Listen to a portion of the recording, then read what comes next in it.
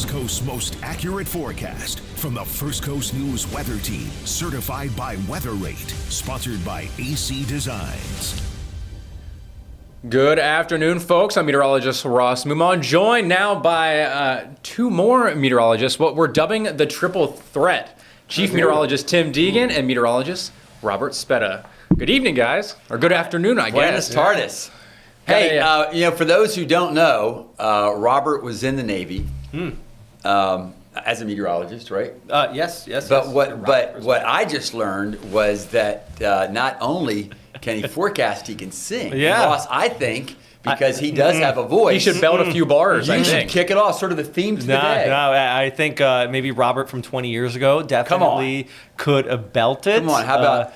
If maybe it's not going to be today. Stormy Monday, how about rainy days and Wednesdays always get me down? I think I'm going to pass right now. I feel like Robert should record like our opening jingle. Yes. I agree. To the like just like, hey, it's the I can't. I'm going to try. It's going to be off key and everybody's going to tune out. It's going to be worse. Compared to me, you would sound fantastic. Well, we've had a weather impact alert all day here today. Started at 6 a.m. Heaviest and most steady rain moved in kind of throughout the morning hours. We've had a bit of a lull kind of in the early portion of the afternoon, and now just the last wave of moisture moving in from the Gulf Coast and just kind of fizzling out here and dwindling away over the last several hours. And soon we'll pretty much be completely dry. It'll be a damp night, right, guys? But no more rain really in the forecast for the most part with regards to Jacksonville and Duval County, and especially up across southeast Georgia. Only lingering showers are kind of just down across St. Johns County, Putnam, Flagler, the last vestiges of the rain here tonight. Vestiges, wow. Is it too hard to, will that radar picture expand, or are we to that? Oh yeah, okay. Yeah. So what I wanted to share here, guys, is that, yes, the computer models are improving, but notice in the eastern Gulf of Mexico, almost rotation of the thunderstorm complex, and watch how it dives way south as opposed to east. Although the computer models did better with that now than it used to do 40 years ago, I still say with these kind of events, the computer models have a hard time with what just that plain warmer Gulf does with the shower and thunderstorm activity. And at the same time, look at that. I do think it handled the Gulf Stream well. Look at the thunderstorms develop on the Gulf Stream with that secondary low. Ross was talking about this yesterday that developed. Said that did a good job. I guess another point I'm making is because that's diving so far south, whereas we were thinking maybe the I-4 corridor, it looks like it might be, if there's any strong thunderstorms today, it looks like maybe down toward the Alligator Alley. Yeah, around like the Tampa area, looks like they got some good heavy rainfall coming on shore. Yeah. But it looks like a lot of this did dry out the closer it kind of got to Jacksonville, right? I guess that's another point I'm trying to make is that although it's better than they used to do, still, if it's firing up over the Gulf, then we are farther and farther away from that source of heaviest rain. And so I don't know, have our rainfall totals been? Have you seen? Well, Ross, we're going to get to that here then, Tim. We got to get ahead of ourselves. Sorry, we got to get through the rest of it. I was just doing a quick radar tour here of what we can see these radar the rest of pictures tonight. they're just so fascinating to me. There's so much we can learn from them. But go ahead, Ross. I'm sorry. Well, again, I was just saying who has the remainder of the rain chances here tonight. So you're going to be south of I-10 if you have any more rain throughout the rest of this evening. Here is an estimate from the radar. So radar estimates for some totals. So Ross, I know you're studying for some stuff right now. How do we get this? What's going on here? How do we get these radar estimates? Well, the radar just kind of interpolates some of the data from estimated rainfall that comes down across much of western portions of the state here. I'm not going to Yeah. Scientifically, I don't think most people. This is not a direct reading. It's from the radar, but it does give us a good visual, right? And and you can see where some of the heaviest is here. So I'll let you take it away, Ross. Sorry, I jumped in there. Oh yeah, no, that's fine. Out towards Lake City is kind of the highest estimated total, looking up to almost an inch. Similar story up towards the northern part of the Okefenokee, Waycross, Folkestone even. So this should just kind of give you an idea. I did go through then and just kind of pinpointed some of the major cities and towns here across the First Coast and some of the regional airports to give us some official totals from the rain here today. So Waycross has the highest at 0.77 Jacksonville coming in at just under a half inch at 0.37. So a solid soaking, but not a deluge. Yeah, I think we were looking at half an inch to an inch, right, generally, and maybe some isolated local amounts a little bit higher. So close, but maybe a little bit on the low side. I guess that's all I was trying to say was that I think the models did great with this, but even on this event, maybe overdid the rainfall a little bit, except in a few spots. And I think one of the things that we have to remember about today, too, is the fact that those rain totals, that was over the course. When did you go back for that, Ross? Probably 24 hours. So 24 hours, an inch of rain feels beneficial. It just kind of adds up. We needed the rain. You should have seen my plants. Oh, they were just, to me, they almost looked more erect this morning, just, ready to just soak it in. Well, once the rain exits here, guys, the big story is going to be the big cool down both tomorrow and Friday. Northerly air. Now, cold, you said cool, but I heard you use the 4-letter word a while ago. Cold? Yes. Even Ross. Well, that's all based on perspective a little bit, right? Yeah, sure, I understand. But I've lived here long enough now. I'm considering I like it y'all's cold. perspective. So, as a reminder, folks, Ross from the Keystone State, Robert from the Empire State. So when they say it's cold, it's cold. Well, I think even more so because we had temperatures in the 80s, really the first 2 weeks of February. So you kind of get used to that. Your body gets used to it, and then you get a quick front to roll on through. Temperatures drop, plummet, and then you're like freezing, and it maybe not as cold as what we've seen here, through the first part of the year. January we saw real cold. It's not going to be that bad, but. Well, I like to still go old school, use the barometer. And when you see an Arctic high that was at about, 1055 millibars, and then we're going to go to, I think, 1030 millibars on Friday. Generally speaking, folks, even if you can't look at the three-dimensional temperature profile, generally speaking, if it's truly an Arctic high, then the higher the pressure, the colder the air. And 30 millibars, that's pretty high. Oof. I think you can pretty much pinpoint exactly on the map where that high is at. Not too hard to tell. I like to look upstream for a lot of this stuff, and my goodness, Little Rock's at 29. Dallas is at 23 right now. And these are, and that's temperature. Their wind chill is. Now, these are the wind chills. Oh, wow. Disregard the title up at the top because I didn't change that. But yeah, these are a live look at the wind chills. So -6 in Topeka. Single digits in Dallas in that last half of February. That's pretty. And Miami can just shush. At 30 degrees Celsius. Wow. 86. Goodness. But it's heading to Miami too, folks. In fact, I would say over the weekend they probably have a better chance of rain than we do, right?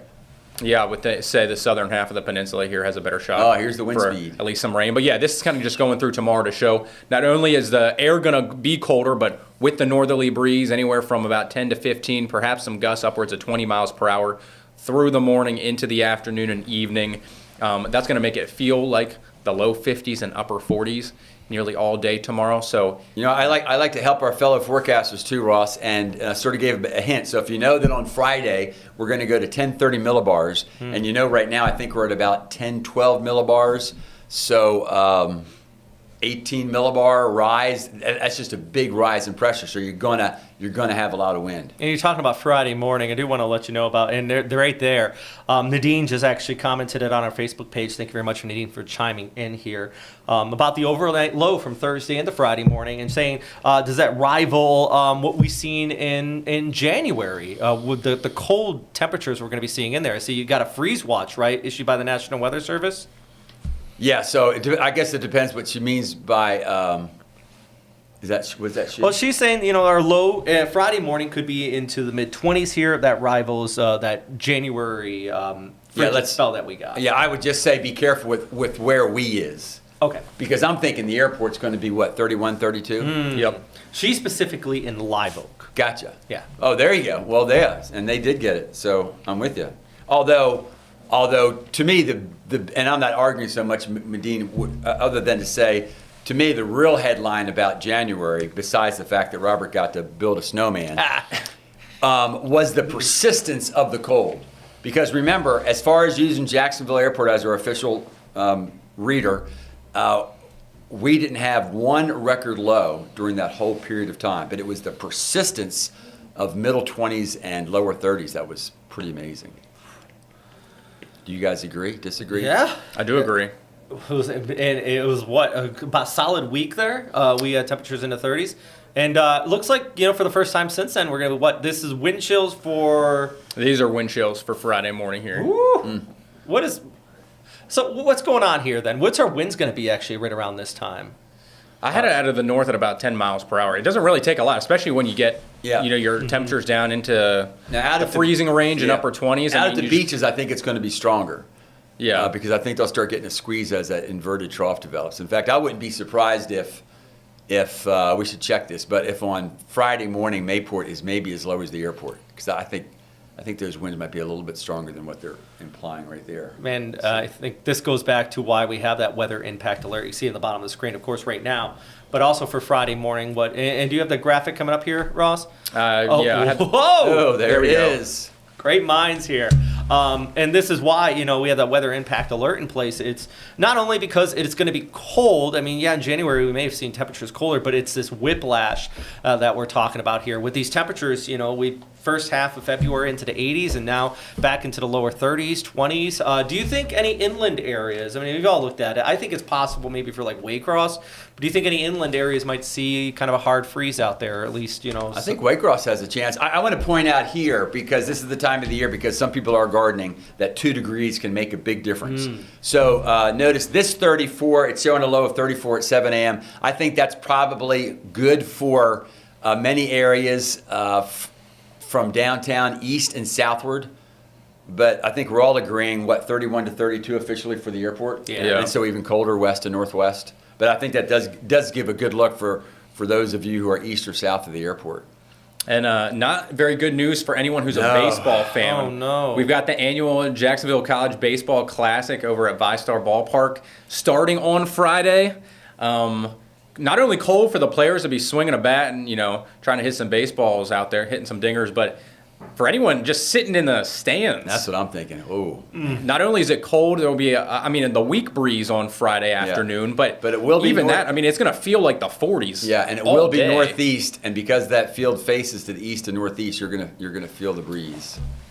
What time is this at for the Baseball Classic? So Ohio State and NC State, they swing away at 2 o'clock, and then Bama and Coastal Carolina start at 6. So the 2 o'clock game, I think, is going to be rough. And then once the Tide come in and the Chanticleers at 6, that's even worse. Ooh. I was thinking 40s. You know what I'm thinking, Ross? I don't know if I've shared this with. To me, that's at least a double hot dog game. Maybe 3. 3. A triple dog? Maybe a triple dog. Can you handle that, Tim? 1 every 3 innings. Might be an interesting challenge. Now, my question is, and this is maybe I'm getting a little bit into the weeds here, but if it's high pressure, dry air, could we see more home runs?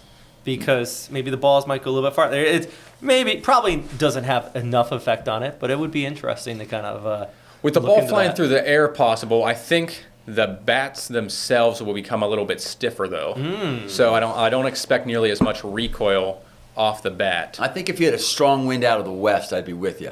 But since you don't, that ball's going to get hung up in the left center field. Yeah, so let's see if those outfielders don't pull a hammy trying to catch a fly. But that's not the only thing we got going on. We also have a lot of outdoor events this weekend. Some moderation. Right? Yeah, so we've got World of Nations over here at the Tailgaters parking on Saturday and Sunday, and then we've also got the Seawalk Music Festival actually out by you, Tim, over at Jack's Beach at the Seawalk Pavilion. So it is still going to be a little bit on the cooler side, a little bit chilly. Saturday near 60, Sunday perhaps into the mid-60s. Yes, I've seen that festival where it is, full-on spring break type gear, but probably not this weekend. And what are you expecting with regards to kind of the rain chances? I know we talked about this a little bit off screen, but more so in the way of just kind of clouds rather than actual rain to maybe dampen any of your weekend outdoor plans, right? Yeah, I think we're all thinking just enough to where you might feel a few drops and wonder, is it going to get worse? And it probably won't. On the other hand, I think it's not going to be a real bright weekend. A lot of clouds, right? Maybe that short wave giving us some mid and high clouds, and the northeast wind maybe giving us some low stuff too. So not a poncho weekend. And I'm sure you went out to the water here this morning. What's the water temp feeling like for you out there? Well, because I did, but as y'all talk about, it's all relative. So I ran with rain and temperatures in the 50s. Was not crowded at the beach this morning.